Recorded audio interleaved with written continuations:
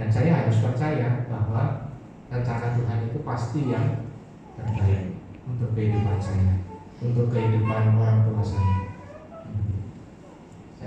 Nah, supaya agak lebih ilmiah sedikit, ya, dari katekismus gereja Katolik gitu ya. Jadi segala sesuatu yang berkenan kepadanya, berkenan kepada Tuhan itu pasti dilaksanakan oleh Tuhan.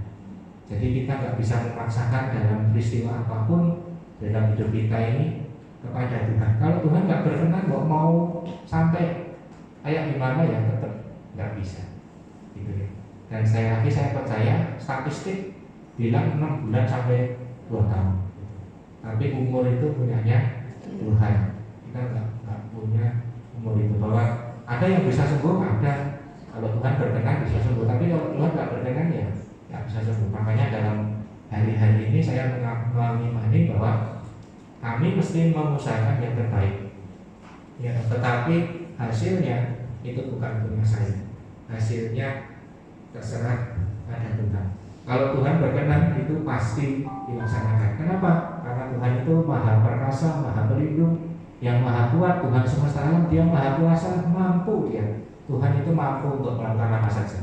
Tapi syaratnya kalau Tuhan berkenan. Kalau Tuhan tidak berkenan, ya saya nggak akan memaksa Tuhan.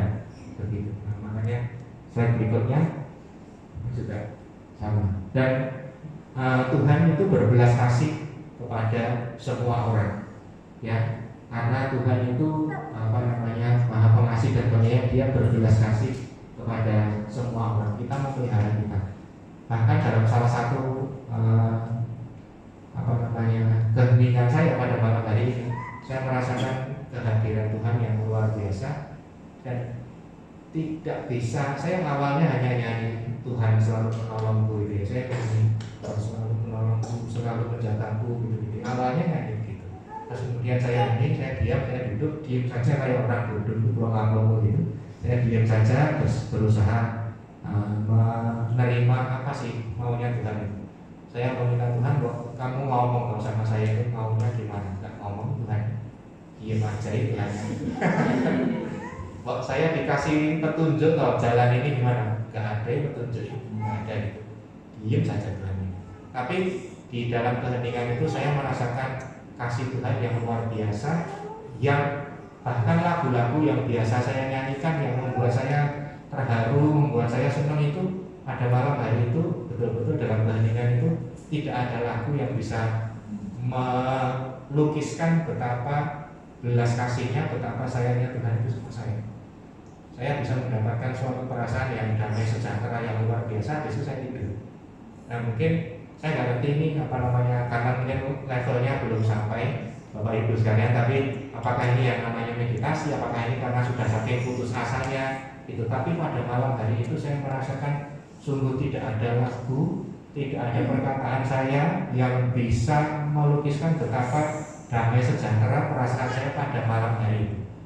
Begitu duduk tenang, diam saja dan rasanya damai sejahtera itu mengalir sampai di bawah itu luar biasa tenang dan Tuhan itu luar biasa ya. Tidak bisa dilukiskan dengan kata-kata. Setelah itu saya tidur dan besoknya sudah jadi manusia ya seperti ini lagi.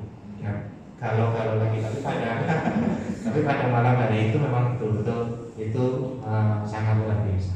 Nah, saya ingin selanjutkan sharingnya. Jadi kemahakuasaan ilahi itu kita harus mengimaninya bahwa itu bukan kesewenang-wenangan dari Tuhan. Kalau misalnya keinginan kita nggak dikabulkan, jangan kita pernah bilang bahwa Tuhan itu jahat. Ya, seringkali kan kita bilang, kenapa orang yang paling saya sayangi kok ambil? Tuhan itu jahat. Saya pun mengalami begitu. Manusia, Tuhan maunya apa sih? Saya selama hidup saya juga selalu berusaha ikut Tuhan terus loh. Tapi kok dikasih kayak gini? Mama saya itu juga bukan orang jahat loh. Kok dikasih kayak gini? Tuhan itu maunya apa sih? Nah, tapi selalu ketika membaca ini Tuhan itu nggak pernah sewenang-wenang. Dia bekerja dengan caranya yang ajaib, dia bekerja dengan rencananya yang indah, yang menurut dia indah, dan itu nggak bisa dilogika oleh manusia, tidak bisa dipikirkan dengan logika manusia. Karena tadi dalam saya menceritakan bagaimana usaha manusia, tapi ternyata kalau Tuhan nggak berkenan, Tuhan belum berkenan atau rencananya lain, kita nggak ngerti. Ya, tapi dalam semua perjalanan tadi, bahwa kasih Tuhan itu begitu luar biasa dalam kehidupan kita. Dia selalu mendampingi, dia selalu menyertai, dan dia tidak pernah meninggalkan kita, anak-anaknya itu untuk berjuang sendiri.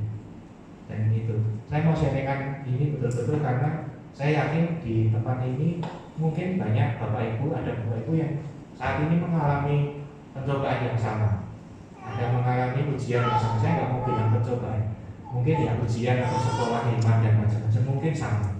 Dan yang saya ceritakan bukan berarti yang saya alami itu paling berat, banyak yang mungkin lebih berat dan macam-macam. Tetapi saya ingin kita semua percaya, kita semua yakin bahwa Tuhan itu baik.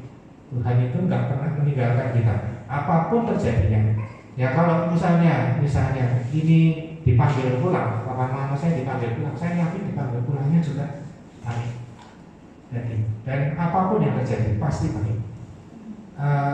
2 tahun yang lalu saya kehilangan sahabat dekat yang di set, mungkin teman-teman juga tahu.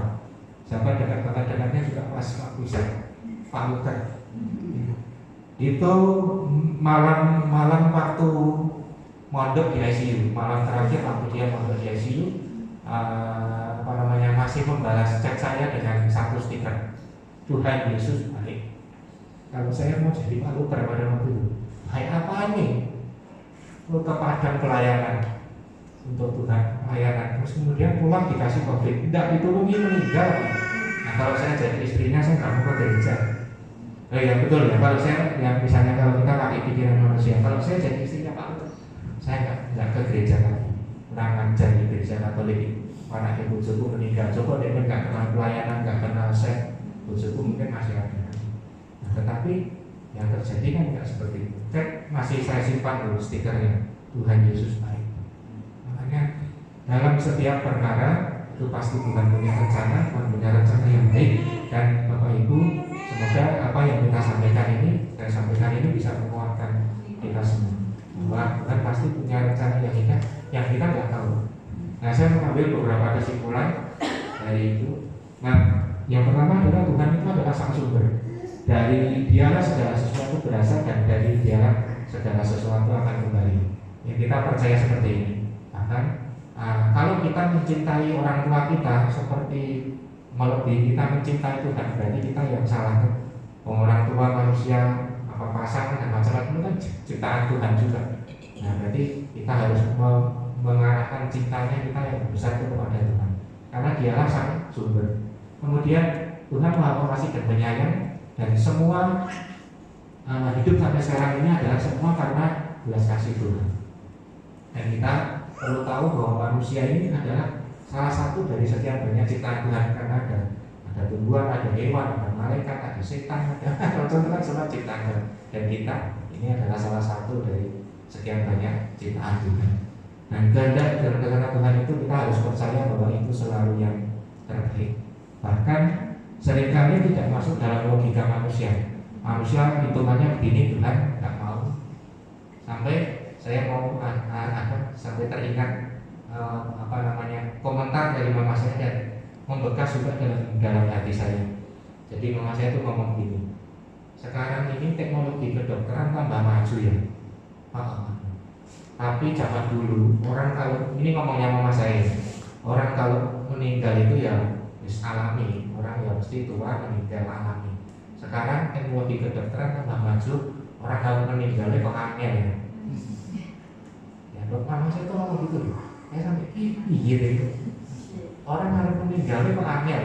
Kedokteran teknologi tambah maju, makin ngerti tentang genetik, makin ngerti tentang gini, dikasih ini. Mau meninggal aja kok susah. Saya mikir begitu mama saya masuk ke kamar, iya, benar juga ya.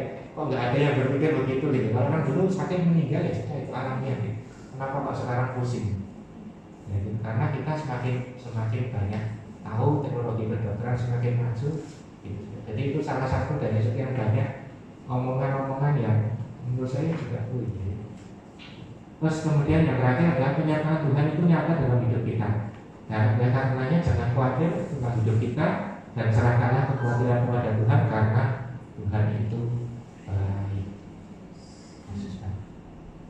Jadi Bapak Ibu, semoga apa yang saya sampaikan ini bisa memberikan kekuatan bagi kita semua. Bagi saya sendiri dengan menyampaikan ini sudah memberikan kekuatan bagi saya sendiri. Jadi ya, melepaskan beban. Saya percaya bahwa satu apapun Tuhan itu mari kita akhiri di renungan ini dengan kita berdoa bersama.